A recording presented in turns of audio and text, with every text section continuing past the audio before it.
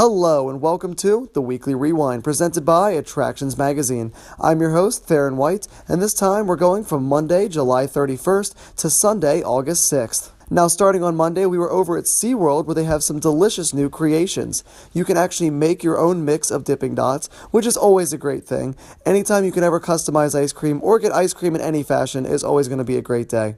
And speaking of ice cream, you can also customize your ice cream sandwiches.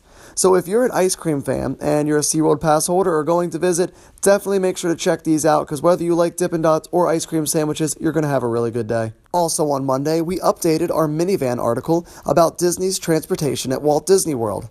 Now, announced on Monday was that Disney would be teaming up with Lyft to create their service. So it's still going to be run by Disney. It's still going to be only on Disney property, but it appears now that it's going to be going through the Lyft app. We talk about it. If you go and read the article, you can kind of see the updated info that we were talking about.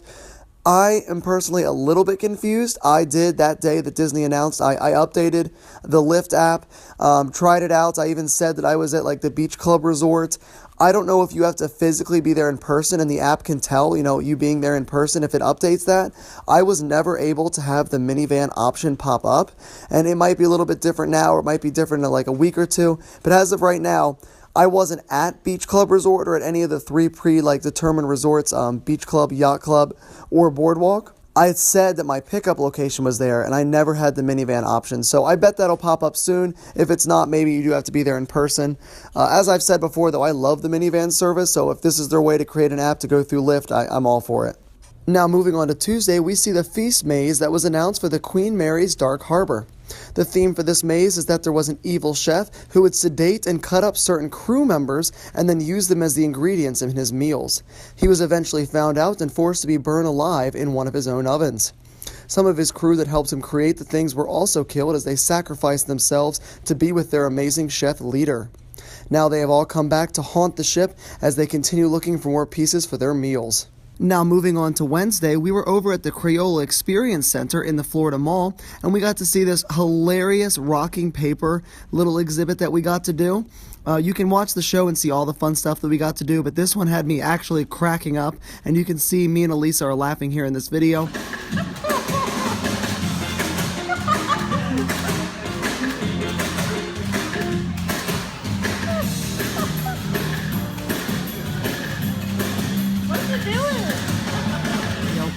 You get to make like a little frog or a little butterfly and you attach them to these pieces and then magnets underneath make them move and dance around. It's so funny. I mean, to have this many adults just cracking up, it's going to be a great experience for kids and adults together. While we were there, we also got to make our own crowns. So you can see here we have Matt's Royal Purple, Sweetwater Skies, Electric Elisa, and Jamming Jonathan. When you go to the Experience Center, whether a pass holder or just going for the day, you get a little coin, so you get to go and make one of your own little crowns, whatever color you want, and then add a name to it and a little design. It was a ton of fun. On Thursday, we had two brand new announcements for Disney Springs. The first being that the American Idol auditions are going to be coming to Disney Springs for anyone to be able to audition.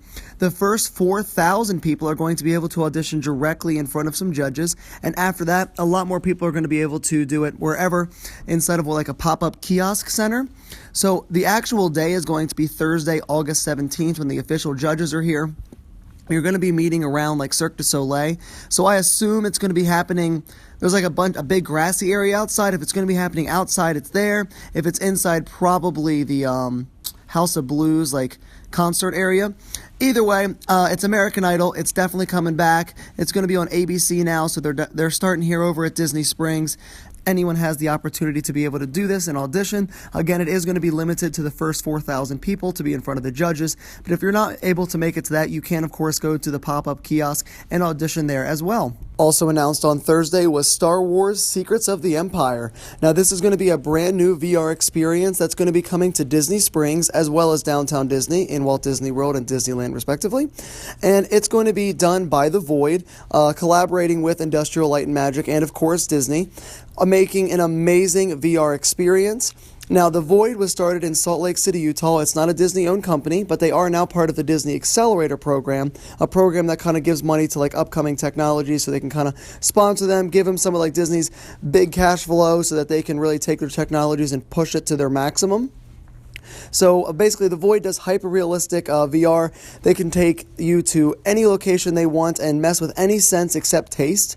If you're walking into a hot room, you will feel the heat. If you're moving somewhere on an elevator, they will vibrate it underneath. You have to pick up real props, touch real things. So it just makes the best VR experience possible. And that technology is now going to be used with all the amazing graphics from Industrial Light and Magic to create a brand new Star Wars experience. What's even cooler is this isn't coming in a couple years. This is actually coming this holiday season. So anywhere around this Christmas, we're expected to see this. I know I'm definitely going to do it. It sounds like a ton of fun. You're going to be able to have like blasters and walk around and explore. And it looks like you're on Mustafar with K2SO. They didn't really give too many details exactly yet, but I'm sure we're going to be hearing more. And I just know I'm definitely going to do it, and I'm super excited. Moving on to Friday, we look at all different types of merchandise. Our first one is going to be our Vloggers merchandise. You can see a picture here of Brittany and Vincent wearing the new Early Night Live merchandise over at the Magic Kingdom. They wore it for their newest show this week last Thursday, so you can check it out on the show or just go and check it out right now on the website. On our TeePublic, if you're able to use our code SUMMERBREEZE, that is all one word, you will actually get 30% off of all merchandise, t-shirts, stickers, cups, whatever you'd like. And speaking of cups, we actually have a brand new Tervis tumbler. You can get that as well from our website. You can check that out. And it's a really cool Tervis tumbler. It's Tervis official. It's not like one of the ones that's meant to look like it's an actual Tervis. So really nice quality. It looks awesome. It's got our logo, so definitely cool to check that out. Lastly, on Friday, we were over at Hollywood Studios looking at the Great Movie Ride Farewell merchandise. They've got shirts for $28, a Tervis themselves for $20, as well as annual pass holder shirts as well. So if you want to say goodbye and have some of this limited edition merchandise, I definitely recommend going to Hollywood Studios soon before the prices triple on eBay. Now moving on to Saturday, over at the Once Upon a Toy store at Disney Springs, we see that the first room is the only room that's currently accessible. Now we think that this could possibly be the Star Wars VR experience that I talked about earlier going in the back. We can't be 100% sure, but that's a possibility. Now, some of the Star Wars merchandise now was moved over to where the former Fun Find store used to be at Disney Springs. So they could just be doing this weird thing where they move the Star Wars stuff over there, and then they finish the experience, and then they move the Star Wars stuff back. They've been moving it a lot because it was over in like the West Side area, and now it's in the marketplace. But hey, if you're able to get the Star Wars merchandise out and they've got to do it to move it, you got to do what you got to do to get it to work. So again, we don't know for a fact that that's going to be where the VR experience is, but it would make a ton of sense. There's plenty of room back there, and the Void has been known for being able to make a ton of different rooms and areas in very tight spaces, make a small area seem big with the VR, and so we'll definitely have to wait to see around Christmas time, as we were saying. But as of now, Once Upon a Toy is going to be much smaller like that, and the Star Wars Trading Post is now over in the marketplace area. Now, Victoria was back with Blue Sky Beauty as she was showing off the Glam on the Grid Tron Makeup. She has here as well her Shanghai Disneyland mini ears, which are amazing. I'm a huge fan of Tron. I've said that before, and I'm excited to see the ride, so you can see that she's a pretty big fan as well, and she was able to do some of the makeup here. I like this one, too, because sometimes she does really crazy makeup that you couldn't wear, every day. But I feel like this is something that would be totally normal to be able to wear to the parks or something like that without needing a massive face of makeup that might take you over an hour or two. This is something quick that you could do that definitely has that Tomorrowland, modern Tomorrowland theme, and it just looks really cool. So if you want to be able to check that out, that'll be right on our YouTube channel. And lastly, on Sunday, we had this picture taken here of a full rainbow as seen from Disney's Vero Beach Resort. Now, this photo was taken by our very own owner, Matt Roseboom. Great job. You can kind of see what it's like to look from the Disney's Vero Beach Resort, kind of see their amazing view. I've never been to this resort. I've wanted to, though. And it's great to be able to see this and kind of get in your mindset that Disney's not just Orlando and Anaheim, California, and just the main parks. They do have the Vero Beach Resort, the Hilton Head, Aulani, the cruise ships, Adventures by Disney. They're all over the place. So if you're a diehard Disney fan, don't forget that you can go tons of places. You don't just have to go and see the castle. And that is it for this episode of The Weekly Rewind, presented by Attractions Magazine. My question for you this week: since we talked about the Void and the Star Wars experience, we don't know a ton of what's happening. We don't even know exactly what the storyline is. All we really know is that it's going to be a VR experience, and it's going to be really awesome. What would you personally like to see come out of this? Would you like to see multiple Star Wars missions, a big storyline that you have to keep growing on? Or is it something where you think it'd be better if they only do Star Wars for a little bit, then maybe they move on and you go to different experiences?